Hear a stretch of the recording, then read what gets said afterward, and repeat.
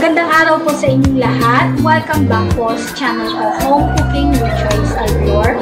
I'm not a chef, but I love to cook and my passion is cooking. So I want to share with you guys my recipes in my cooking. Beef kare-kare. Ayan natin yung beef. Tignan mo naman kaano yung beef. Sarap ba? Tapos syempre, gulay.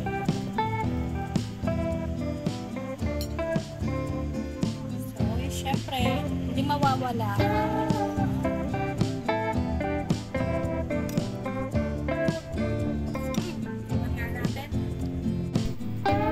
Hi guys! Welcome back to my vlog. So, it's cooking time again with Joyce Albior. So, for today, magluluto tayo ng masarap na kare-kare. Favorite to ni Vince, kaya sabi ko, sige, magluluto ako ng kare-kare for today. And, yan, here's my version. I know, may kanya-kanya tayong version and I will share to you my version of my beef kare-kare. So, here's my ingredients. So, of course, meron tayong beef at saka tuwalya ng baka. So, alam nyo guys, pag magluluto kayo ng kare-kare, I suggest na pakuluan nyo na yung tuwalya ng baka ahead of time. So, for example, magluluto kayo ng kare-kare tomorrow, pakuluan nyo na ng gabi ang yung tuwalya ng baka. And make sure na linisan yung mabuti, okay? So, gusto ko kasi yung tuwalya ng baka ko is talagang malambot siya. And then, pinakuluan ko na rin yung karne ng baka. So, gusto ko rin yung karne ng baka na ikare-kare ko is yung may taba-taba. Kasi, yun yung gusto din ni Vince, yung baka na may yung karne ng baka na may taba-taba. Okay, so pinakuluan natin ang ating tuwalya ng baka for 2 hours kasi gusto ko talaga yung malambot. So, napakalambot niya guys. And then, itong karne naman ng baka ay I think 1.5 hours. So, wag niyo pong pagsabay yung pakuluan kasi itong tuwalya punat niya. Kaya, pag pinagsabay mo, madudurog na tong karne ng baka. Kaya, unahin niyo munang pakuluan ang tuwalya ng baka. Okay? So, this video is best for beginners who wish to try my kare-kare. Okay? And then, of course, yung pinagpakuluan natin ng beef para sa ating pangsasabaw natin, serve as sauce na. And then, of course, ang ating vegetables, which is, ang lalagay natin ay pechay, and then, sitaw. Alam nyo guys, ang mahal ng sitaw ngayon sa palengke. Yung isang tali na ilang piraso lang, I think mga 6 strings lang po, 20 pesos. And then lalagyan ko siya ng sili and of course yung puso ng saging. So binabad ko muna siya sa tubig para hindi maipin. Konti lang nilalagay kong puso ng saging kasi minsan may mga puso ng saging guys na mapait, diba? And then pwede din kayo magdagdag ng additional gulay like talong, diba? May iba na naglalagay ng talong, ano pa ba? So, marami pang gulay na pwede nyo ilagay. It's up to you guys. Because that is your version. And of course, meron tayong sibuyas at bawang. Kasi igigisa ko yung kare-kare ko. And then, syempre, pag sinabi natin kare-kare, meron siyang peanut butter at saka Lida? Yung peanut butter na nabili ko. Ayan. Mura lang to, mga 65 pesos. Kasya na to. And then of course, ang McCormick. Tama ba pronunciation ko? McCormick na kare-kare mix. So, every time I cook kare-kare, I always put the kare-kare mix ng McCormick. Yun yung gusto kong brand, McCormick. Pagka magkakare-kare ako, paglalagyan ko siya ng kare-kare mix, I buy McCormick. And of course, hindi mawawala sa ating kare-kare ang alamang. Ayan. Nag-isa ko na siya kanina guys.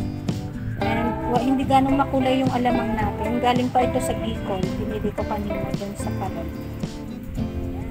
Okay, so yan lang po yung ingredients natin sa ating beef kare-kare. Joyce version. So, let's start cooking! So, ang first step natin is papakuluan muna natin ang ating vegetables. So, isa-separate ko.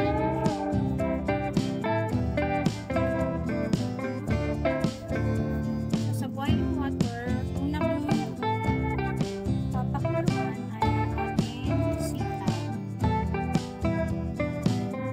Gusto nyo half cook lang. Siguro mga 5 minutes o tayo.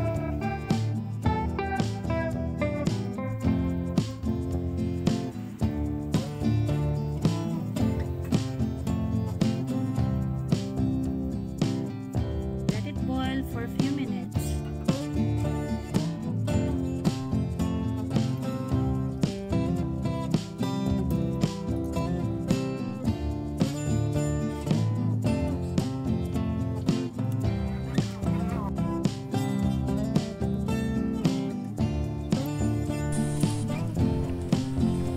So, sa ating pan, let's put butter. So, alam nyo naman po na sa mga cooking ko, I always use butter instead na ordinary oil.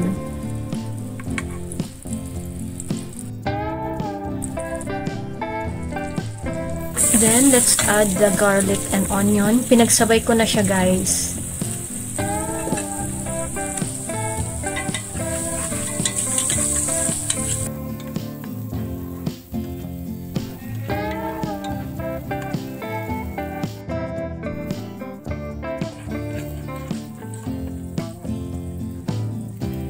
Lagay na natin yung boiled na tuwalya ng baka. So, make sure na yung tuwalya ng baka ay malambot para mas masarap kumain ng kare-kare na malambot yung meat.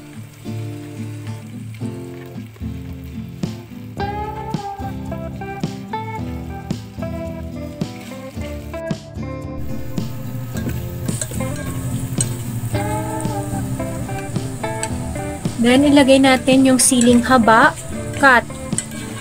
Pinat ko siya para at least lumabas ang kanyang anghang factor para may konting anghang sa ating kare-kare.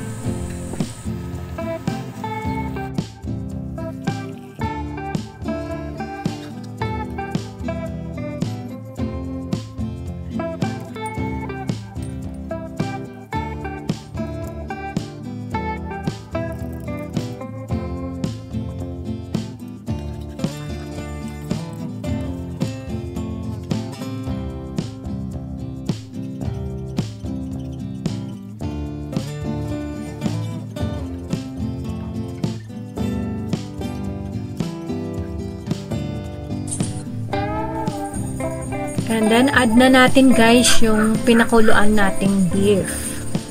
So, make sure as well na tender yung beef para mas masarap. Ayan. Ayan. So, kung gusto nyo ng mas malapot na sauce ng ating kare-kare, lagyan nyo siya ng cornstarch. So, tunawin nyo yung cornstarch sa tubig and then put kahit konti lang para mas malapot yung sauce niya. Yummy! So, that's it guys. Luto na ang ating beef kare-kare. So, let's serve into plate and taste. This is it guys. Ang ating masarap na kare-kare with ginisang kalamang. So, it's eating time. Napakadali lang gumawa guys. O magluto ng kare-kare. Basta, i-prepare nyo lang ahead of time. Kasi nga, yung tuwalya ng baka, kailangan malambot siya guys.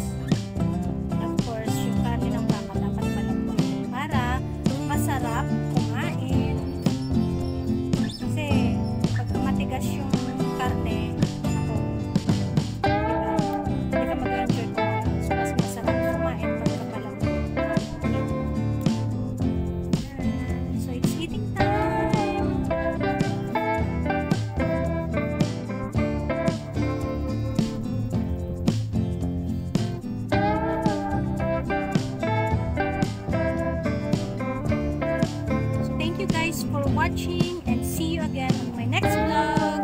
Bye for now.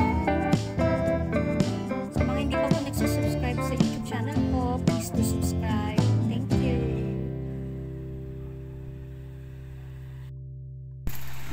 Ayan guys, so it's tasting time. Tikman natin ang ating nilutong kare-kare, beef kare-kare. Ayan, tikman natin yung beef. Tignan mo naman kaano yung beef. Sarap pa. Tapos, syempre, gulay. So, syempre, hindi mawawala ang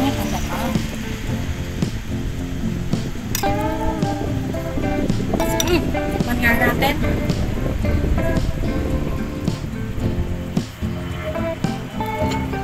Ang lambot oh.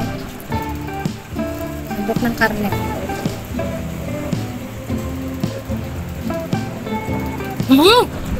Sarap ah. Sarap. Sarap.